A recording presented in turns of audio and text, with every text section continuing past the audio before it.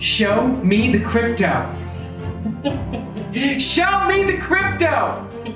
Show me the crypto. In a world on the brink of disruption, two men will bring you clarity by interviewing some of the most intelligent and influential names in the blockchain world. Welcome to Show Me the Crypto with your hosts, Wade Patterson and Ulf Lonergan.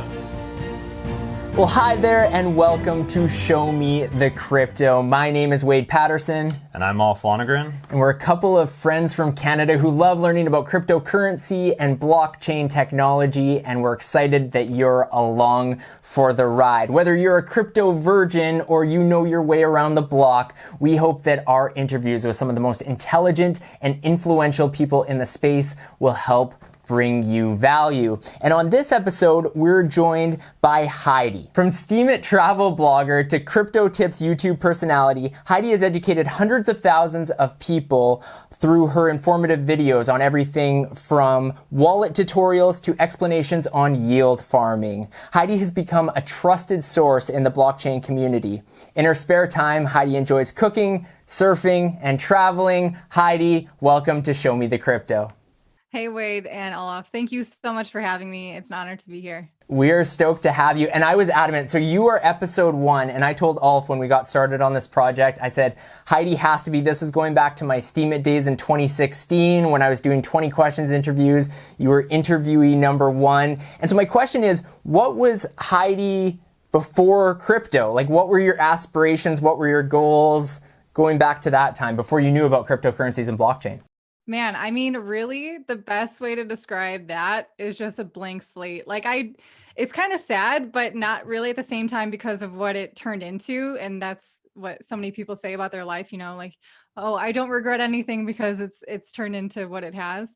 But yeah, I had some interest in writing. I studied writing in college, and I never left the country until I was 25 or 26. That's the first time I left the US and really did some traveling. But before that, yeah, I mean, just hanging out with family a lot, from a small town, nowhere near the ocean. And that's something really interesting, actually. I think people who live in a place that's kind of like enclosed, it's kind of a mindset that goes with it. So it wasn't really until I started traveling a lot that, the possibilities were endless. But there's one significant aspiration I had as a kid that I always remember is my grandma. I remember she always had these National Geographic magazines, and I always wanted to be a National Geographic photographer. Didn't quite get there, but I got there in my own way and just, exploring and just indulging writing and photography that way. And so speaking about getting into crypto, was it Steemit that was your kind of gateway drug into it, or had you heard about crypto before Steemit, or how did that all work? Yeah, I learned about crypto a few years before I joined Steemit, actually. I knew about it a little bit as just like an investment thing. And so I put some money into it. I was working as like a waitress in a pizza place, so I wasn't making a lot of money, but I was tucking it away. When I first learned about it, I had nothing really to lose. I was pretty free spirited at that point, living in Colorado at that time. And yeah, I had nothing to lose. So why not put it in crypto, see what happened? And did well. And I was, buying Bitcoin. And then I remember Ethereum came out, it was at like 50 cents, and I was still like broke as a joke. And I was like, okay, well, I'll put like $50 into Ethereum. We'll see what that does. Worked out well for you. It did. But so I was kind of familiar with it, trying to learn, what a wallet was and, the exchanges, and I really wasn't deep into like the fundamentals of cryptocurrencies at that point. I remember there was a few YouTube channels, like Crypto's News was around, and the Daily Decrypt by Amanda B. Johnson, famous woman in crypto. And so those were kind of like my impressions really of trying to learn deeper, more about cryptocurrencies. And then Steemit came around, and actually I feel horrible. I don't know if this is funny or tragic, but I remember hearing about Steemit from Trayvon James. Oh, Oh man. I mean, it did great for a lot of people, and so it wasn't a Ponzi scheme, but a pyramid scheme like BitConnect. But anyway, don't want to throw him under the bus too much. Is he in jail now? Maybe. I don't know actually. I think there was like a lot of them that might have ended up there, but anyways, side story. It's a warning tale for a lot of people in this space actually. But I learned, and I remember I don't know if I said this in our last interviews either, but like this one article that I saw on Steemit was like an article or a recipe for grilled pineapple.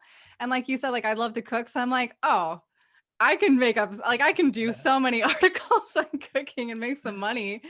So, coming from the place where I was of, not desperate, but maybe desperate to make some money, make it online as freely as possible. And crypto, and through Steemit was great because you didn't have to convince me or try to educate me in what cryptocurrency was at that point. I was already familiar. And then I learned how I could earn it through doing something that I already had a passion for, which was writing.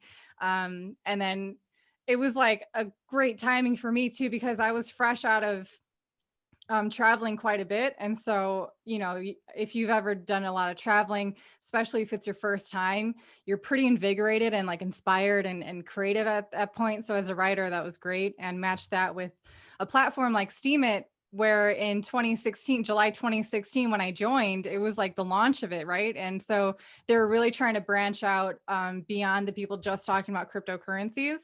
So I benefited from that. But ironically, I found myself surrounded on a website of people who came there to make money, but they didn't know what cryptocurrency was. So I made a pivot to crypto tips. And that was in 2016. that's awesome. And I'm fascinated by this effort to make social media work on the blockchain. And there's been a bunch of different projects that are kind of taking this at different angles. What is your impression of what Steemit did well, and maybe where obviously it's in a much different place now than it was back in 2016. But what are your thoughts on that whole subject? I mean, as I move forward, and I hope everyone else, as they mature in this crypto space, you learn what works and what doesn't and why. So Steemit obviously was a great place, especially if you were, in the community and you went to Steam Fest and met up with people. It's a social media platform. So to meet up with people and see them face to face, being a part, just like when you're traveling or whatever new, you're part of this new thing, you make these new friendships, and then you can meet up in person, and it's this new blockchain thing and cryptocurrencies. Everyone's making money and like feeling great. It's like a new kind of evolution of how, people can function online. And so that was great about Steem. But as we learned, I mean, I certainly have a different opinion about delegated proof of stake at this point, and that whole foundational layer. How it's been manipulated in the past in several different blockchains. So it was a great idea, but I feel like I've moved on from that. I haven't posted on Steemit in quite a while now. But yeah, I mean, the whole concept of taking the power back and rewarding people for, interacting with each other, not only just like not feeding this online advertising monster that it is of your attention and data that's being collected, and it's like $1 trillion industry at this point probably. So that whole concept of bringing that back to the masses and finding ways to have cryptocurrency really provide passive income for people, or to open their eyes of how they're being maybe taken advantage of that they didn't realize, how they could directly benefit from it. I think that's great. So yeah, I mean, there is Steem, and there was also like Minds was a pretty early social media blockchain platform. And now there's a whole bunch. There's like float.app, Hive, of course, now is the result of the Steem debacle. And there's several others, and it's a really great effort, and I'm glad that people are building it. The only thing is, with a social network, is you need a network effect, right? And so that is a huge hurdle for people to get over, for these platforms to get over, if they're competing with things like Facebook, YouTube, Twitter, whatever. So So I post, or I share my content on library.tv, which is a video hosting blockchain website, which is great because, you know, in December of 2019, there was the YouTube kind of blackout of not just cryptocurrency influencers, but a lot of different kind of like alternative topic type YouTubers. And it woke a lot of people up of like, whoa, why? It's like the algorithm went wrong or whatever, and all of a sudden you're censored for like a week. Or there are some channels that were, you know, they thought they were going to be deleted forever and lose all their content. So it's great when there's a solution at hand with these decentralized social media platforms. I'm glad that I synced up with Library before that happened. So I had all my videos. They deleted quite a few of my videos, actually. So some of them, I want to go back and I share it with someone. I'm like, oh, it's not even there anymore. They deleted it. So it's interesting, but like for me as a content creator too, and with the importance that I feel of getting the word out about Bitcoin and other cryptocurrencies, is there is a benefit to YouTube and the billions of people that use it. Same with Facebook. It's like a necessary evil, but at the same time, I also share, you know, on other platforms as well. And then if people want to check that out, there it's there as well. But it's a really interesting hump that these new social media platforms are going to have to get over. And I'll be interested to see, you know, what really inspires that. It's kind of like the whole mass adoption thing of cryptocurrencies. It's like you would like everyone just to go for the right option to see the light of day. But the sad fact that we're kind of realizing is it's going to take something really big and bad to prove that the existing system is not ideal. And you'll be really thankful that there's a solution at hand. But until then, you're probably not, most people aren't going to voluntarily go that direction, unfortunately. So what was your experience with that? Like, I mean, did you get any sort of explanation from YouTube, like what it was about your content that was violating something, or you just had a bunch of videos removed out of nowhere? They said it was violating like they were saying pretty much I was trying to sell illegal things, and they listed like tobacco, firearms, and like really random things. I couldn't understand what I'm like, I'm not trying to sell anything. And then I think it was because I had a referral for a crypto exchange on my video description. So I just did like a mass edit of all my videos. And I just said, I don't do paid promotions or like, that's another thing. But so it's a shame because I put a lot of information in my video descriptions, but at that point it was like, I can't just go one by one. So I just mass edited everything.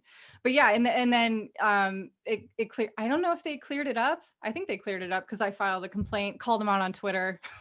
Just like everyone usually does. Yeah, it was pretty ridiculous. But there are some people who were, I think, banned for like a month or something, or threatened to be. I think I got you because you get a warning and then you get 3 strikes, and your third strike, your channel is deleted.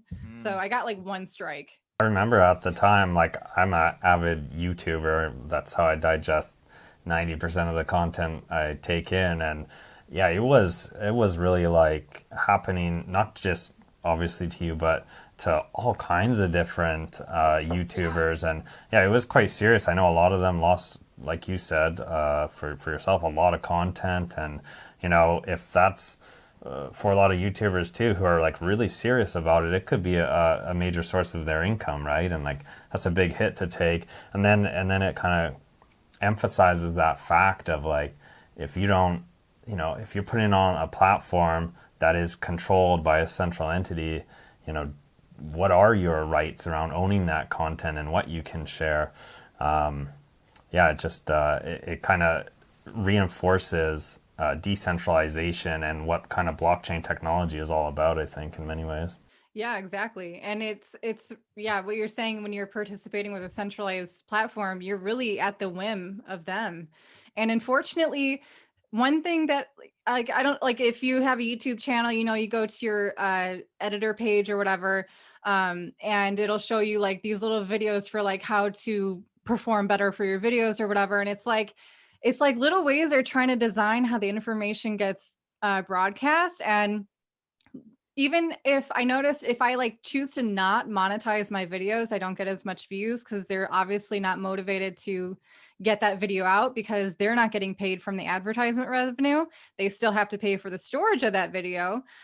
So it's really interesting how, talk about modified behavior through social media. It's everywhere, including that. And something as important as I think sharing the news of blockchain technology and cryptocurrencies, it's something that should be pretty steadfast.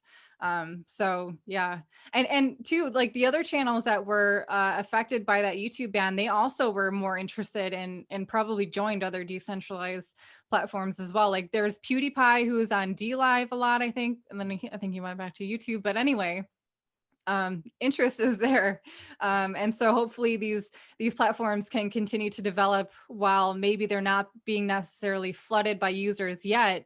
They can work on it, develop it on, because we see that with exchanges whenever there's like a bull run or wallet platforms or anything.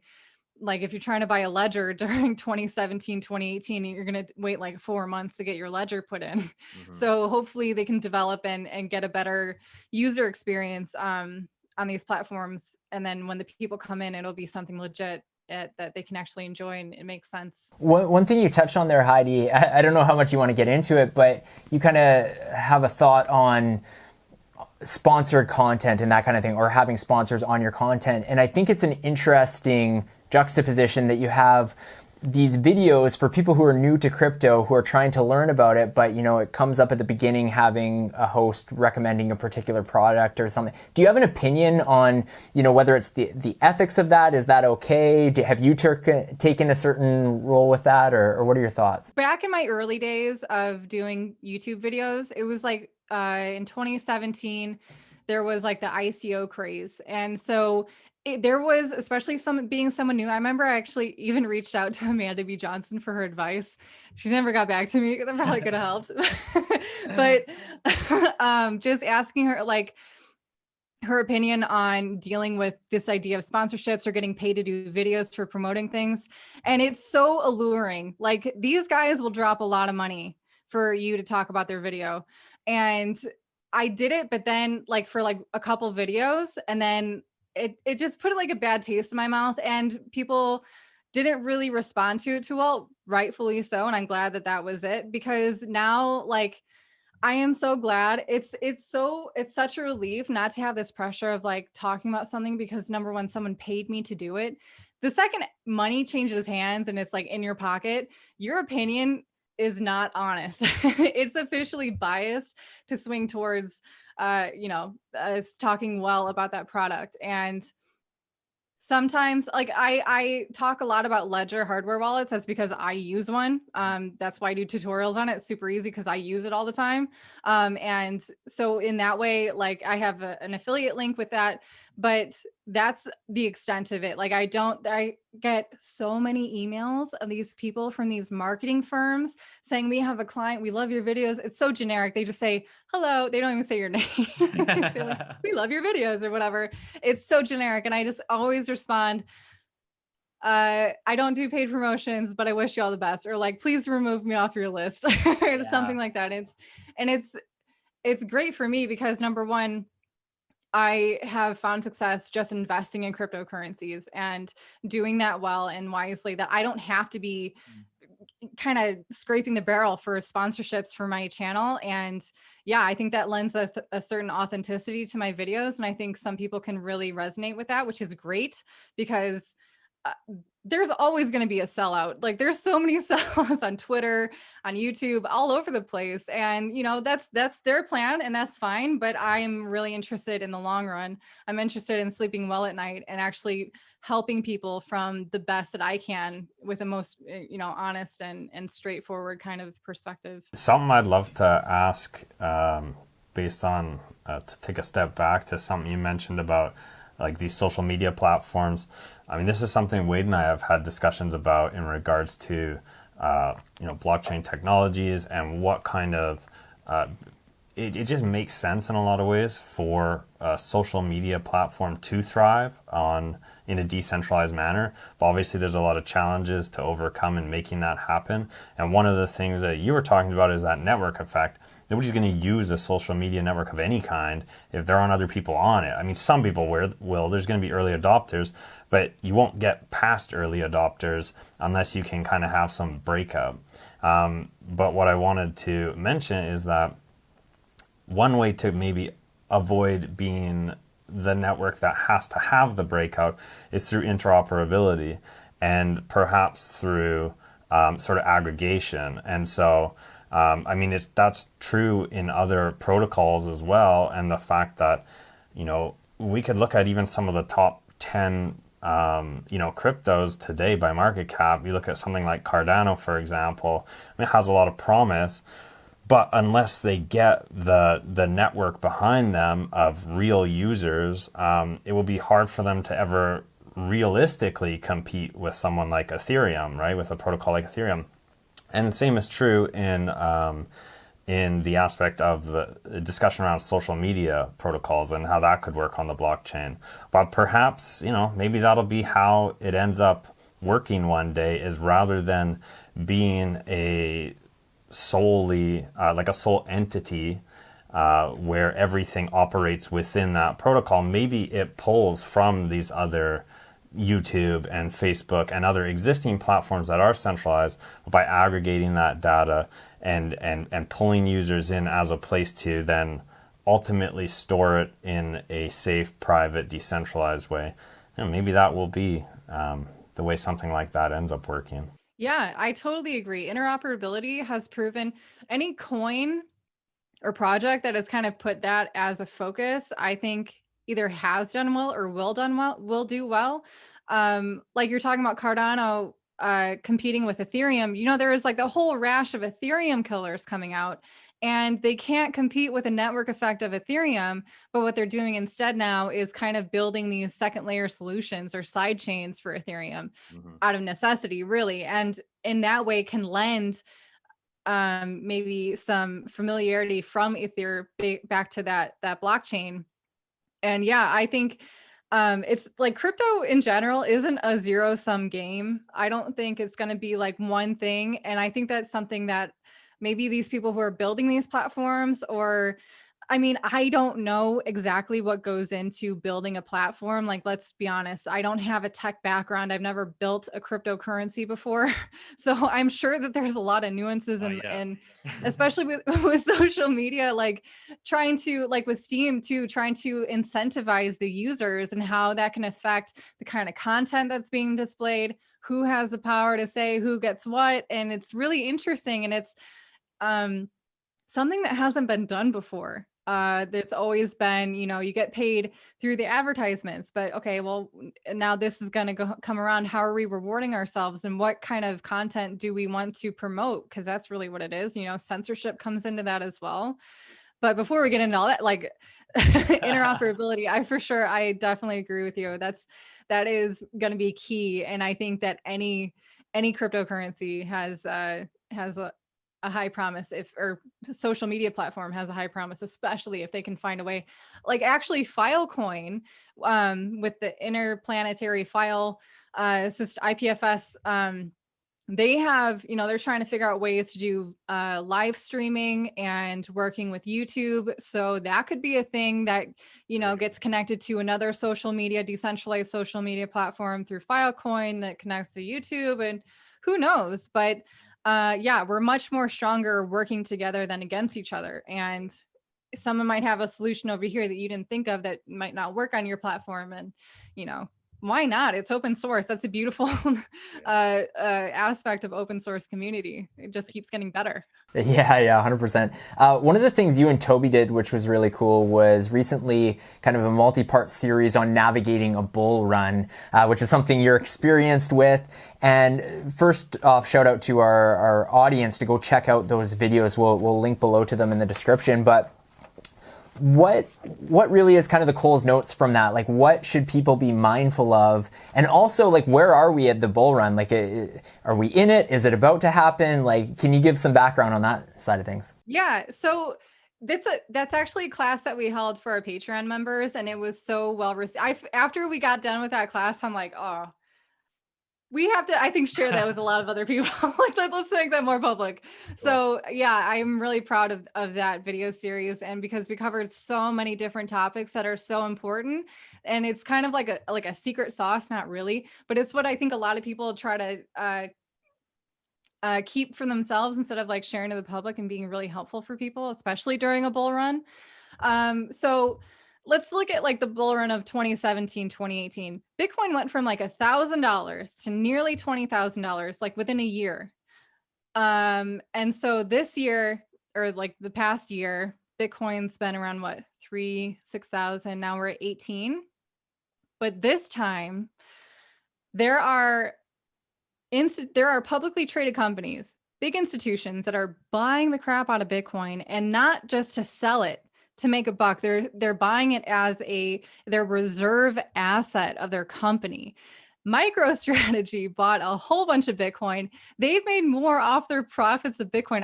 I doubt that they sold their Bitcoin to take those profits. But anyway, their Bitcoin appreciated more than their company earned within the same time frame. Wow. So other companies are going to see that and be like, oh, maybe, wow, it's a scarce asset. That's true. Wow, I can actually, have true custody over it. So there's a lot of fundamental aspects to Bitcoin that is going to just lend to its more people waking up to it. So there's a bunch more people who are aware of Bitcoin than in past bull runs. A lot more kind of legitimacy is being lent to Bitcoin now compared to last one. It's not just some crazy speculative new internet money. It's like a reserve asset. And it's being seen more and more as a safe haven. So the potential for this bull run, I think, is like a much bigger than last bull run. And I think it's just kind of revving up right now. I don't think we've seen anything. And that's something that we were the gist of that navigating the bull run is raise your expectations for what kind of profits you might be able to see. That's something that I experienced myself, is that I could suddenly afford things that I never thought I could be able to afford. I purchased a second citizenship. I renounced my US citizenship. I purchased a home that I own, not a mortgage. And I have a legitimate like retirement fund. That's just from the last one. And it's like I came from working at my dad's sign shop, from being a waitress at a pizza place, having really no savings whatsoever, to suddenly having a lot more security. And people want to say, oh yeah, but it's too late. It's too late. No, it's not too late. Why would you count yourself out for something that is, it's not, I mean, there's no guarantees in crypto, but I really feel it is at this point irresponsible not to get some exposure to Bitcoin or Ethereum or cryptocurrencies. So yeah, I mean, there's something to be said about other cryptocurrencies doing well in this bull run as well. Like fundamentals aren't going to be counting for everyone. Some are, the high tide rises all boats. So those are still going to be playing out. But yeah, there's also there's so much logistics of profits that a lot of people who, if they're new to crypto or new to profits in general, they're not going to really know that was the thing they're going to have to worry about, like paying taxes, dealing with KYC on centralized exchanges that they have to, how to protect your profits from the volatility that's going to come maybe after the bull run when it corrects. So it's a lot of things to keep in mind, and it's a lot of things that are really important to know beforehand. When you have a clear mind, you can set a plan for yourself, kind of warm up to the idea, and then be prepared, and then take advantage, and then dude, get rid of your debt, better your life, de-stress. And it's crypto can do a lot of crazy things, especially in this day and age where people are losing their jobs. They're, not so sure about their current financial situation. Imagine if you invested in crypto and you're not so worried about having lost your job because you have something else that's actually going to come through and help you put food on the table. I mean, that's huge. Did you, I think this question will be relevant for a lot of listeners. not everyone, but a lot of listeners, because in 2017, 18, when Bitcoin was going crazy, it got to the point where, everyone and their grandma had heard of it. It was on the news. It was friends were telling friends. It was this magical thing that was exploding in price. That's when I had heard of it prior to that. Wade actually introduced me to it. You're welcome. Yeah. But myself, like probably a lot of others at that time, bought in at or near the peak. And so depending on how committed you were, how much you believed in it, you either sold, losing a lot of money after everything started crashing, or you held on and maybe you're finally seeing that investment come back to where it was and now perhaps ready to take off again. But the question I have for you is, you've been at this for a lot longer. You were introduced to Bitcoin a lot earlier than 2017. So on the subject we were just talking about in regards to taking profits and actually making money, because if you just hold on even when that bear market comes, you may have lost everything you earned. So for you, did you have a strategy going into 2017, 18 when you were reaching those highs? Did you take profits and kind of actually come out of that on a positive note? So my husband Toby went through the bull run before 2017, but I entered after that. So that was my first bull run, and it was kind of like you're on a roller coaster. Like, wow, how high is this gonna go? Who knows? And it was like not a lot of. I didn't have a lot of pressure. I didn't have a lot of overhead in my life. I didn't have mortgage to pay at that point. I didn't have a car. I was living in Portugal, just walking everywhere. So like super chill, easygoing life. Talk about, sorry, when you said it was on the news, I remember specifically, I'll never forget this one news night on the news. They were saying like, guess which one is a cryptocurrency? And they were like, had all these ridiculous names. And like one was a cryptocurrency. I'm like, wow, this is crazy. There's crazier names now. Yeah. But so anyway, talking about investing and trading in cryptocurrency, more so trading, is like you should be as non-emotional as you can be, because if you're influenced by what other people are talking about, you're going to be the one following, and you want to be ahead of the curve. And so you have to have really a contrarian mindset. So I do feel for the people, obviously, who only just learned about it as it was hockey sticking up. That's when a lot of people learned about it. And, unfortunately, that was their first experience. But like you said, if you were dedicated or at all interested and just learned about it, hopefully there are some people who decided to save some and not maybe, cash out everything. And so you can have that kind of contrarian mindset when you see everyone. It's like the canary in the in the Bitcoin mine, going up, and everyone's talking about it. That's your hint of like, okay, there's a lot of people who want to buy it. I've already bought. Maybe it's time to take some profits. I will never sell all of my cryptocurrency. I'll never sell all of my Bitcoin. I'll say that. Other altcoins, who knows? I might, but I think, like for me, Bitcoin is my reserve asset. I'll say that. It is really hard because you're fighting your greed, and you're seeing the number just climb and climb and climb. I remember like that peak of December, January, 2017, 2018. It was crazy what Bitcoin was doing. And I got a little deja vu like 2 days ago when Bitcoin went from like 16,000 to 18,000. I was like, oh my goodness, just watch the live feed of the price. But you have to remind yourself, number one, it's much more than price. It's actually a valuable thing that you want to hold on to no matter what.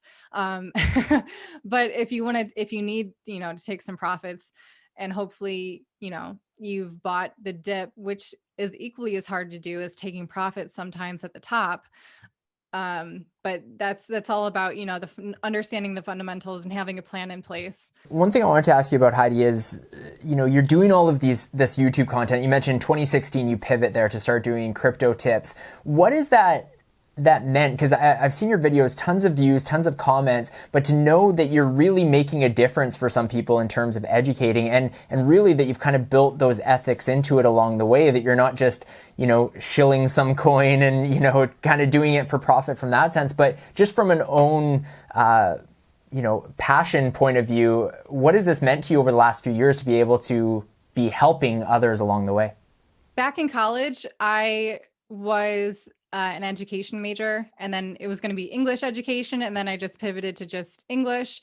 But anyway, I've always had this interest in helping people, and I would have never guessed it would be something as like financial as Bitcoin and blockchain is. It's definitely something that I've learned along the way, and that's kind of definitely the perspective that I had launching Crypto Tips. Was I had zero confidence. Really, I had zero camera skills, still need to work on those, but just coming from it as like, okay, I just learned about this, and I'm gonna make a video about it. And again, when I first started, there wasn't a lot of people doing content, and it was really dense. So I was really trying my best to just analyze it, read it over and over and over again. And then I thought I got it, and then I would make a video. And so that's really been my perspective this whole time, is I guess coming from a sense of being humble, of like, I'm not an expert, but this is what I see. And especially now that I can lend some years of experience on top of that, it means a lot. And I'm glad that I can be someone that people are finding useful. And there's also, what I love more is that people are saying, oh yeah, I found you from so-and-so's channel. And then they'll also comment, you should check out this guy, he's good for this. Oh yeah, I found that he's really good too. So it's like, I'm not the only one, and that's amazing. There's certainly a lot of other people who deserve, I think, a lot more attention as well, but they're not, for whatever reason, maybe because they're not shilling or paying to get their content. I don't know what they do or who does it, but yeah, I can sleep well at night. And I have a Patreon group now, so it's a lot more kind of intimate and interactive. And at first I was kind of hesitant to even launch it, just because I thought I'd be overwhelmed by like all this one-on-one conversation, and like, what if they ask a question I don't know, like, but it's really nice hearing how, I might have helped someone, or, they just appreciate the honesty and the kind of transparency and integrity that we offer. Toby too. We've been doing these live streams every Monday, my husband, Toby, and I, and they're great. I hated them at first. Going live petrified me, but now we've built this user base and like this live chat, and it's like always the same people, and they're so excited, and it's really cool to get that community going. And it's just happy people, and yeah, I'm really happy to be able to contribute to a community like that. And where do you see the content going in the future? Like, what's, I always love to ask the question, kind of like 5 years from now, like similar type of thing, just constantly evolving the content, or what do you see? I don't know. I thought about that too. Like, what am I going to do? Like, when do I retire? Should I retire? Is that ethic? I don't know. Is that irresponsible? But I would love, I'm actually been working on a book for a while, and I haven't really been announcing it just because it's a book. It's announced now. It's out there. Who knows when it's going to come out, but I would love to kind of maybe pivot towards more writing. I've been doing a free weekly newsletter where I do little tidbits, and I love that. That's kind of nice to get my little writing out that way. But yeah, I don't know. I think I'll always stick to the fundamentals of cryptocurrency and like why they were created, like things like privacy and autonomy and decentralization. There's like so much being lost in what other people are kind of talking about, or generally in the news of cryptocurrency. It's all about price, all about so-and-so bought this, and just different ways that different platforms are being organized. Like, oh, okay, that was a shortcut. Oh, okay, they sacrificed a little bit there as well. So I feel like I'll always be pretty passionate about just doing that helpful reminder. Hopefully it doesn't get to the point where I'm just saying like, that's wrong, that's wrong, that's wrong. Who knows? I mean, this space evolves so fast. Like, talk about what happened with DeFi in like a few months. Yeah, it was crazy happening I have no idea what's fast. going to happen in 5 years, but Yeah, it'll keep your mind sharp. That's for sure, being in this space. So hopefully, You know what though? You can't hate on like news outlets or people whatever speculating and like talking about price of Bitcoin or talking about Bitcoin as an investment or just cryptocurrency in general, because it's what gets us all into it. Originally, the fundamentals are what we learn after we realize this can make us a lot of money. And it all starts with money. I mean, naturally, everybody needs it to get by. Everybody needs it for security. Everybody wants more of it to live a more lavish life, whatever it is. But that's only the entry is that spark of that one thing we all have in common. And then once you start to learn about those fundamentals, that's when, I mean, it maybe doesn't always connect for everyone, but I feel like the people who really stick around in the space are the ones who believe in at least some aspects of those fundamentals as well. So hey, at least it gets that foot in the door for people who otherwise probably wouldn't even take a look. yeah, no, you're absolutely right. And that's true for me too. That was my story. But it's ironic because that's like the number one advice I want to give to anyone is like learn about it first. It'll make it easier to invest. Yeah. But then you're not going to care as much. It's like, you don't have any skin in the game. So you got to put some skin in the game, and then we'll see what happens, how motivated you are to learn about the thing you just invested in. It's like, which came first, the chicken or the egg? But it's very true.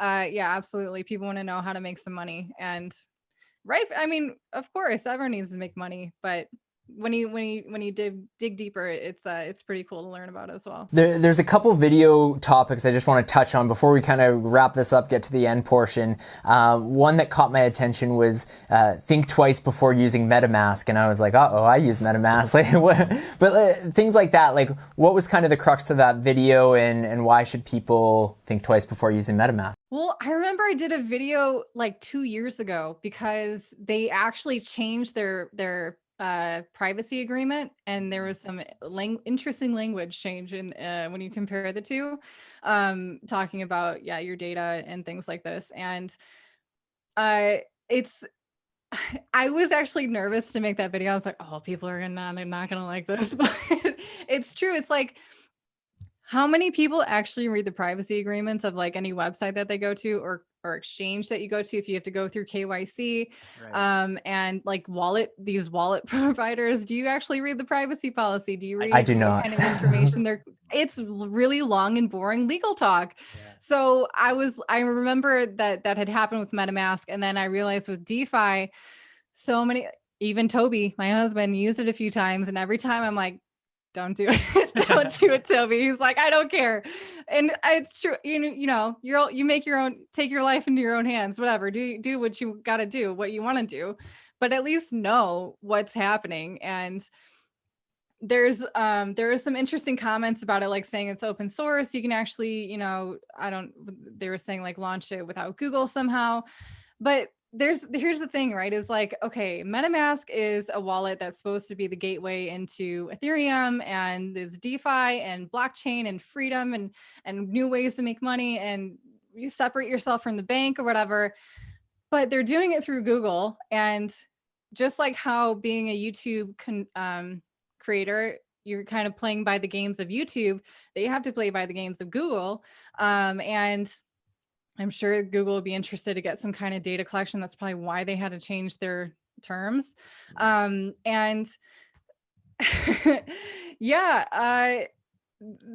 they should have, it's possible to build something from the right foundation, right? But because it's a browser extension, there's a lot of things that they're collecting on.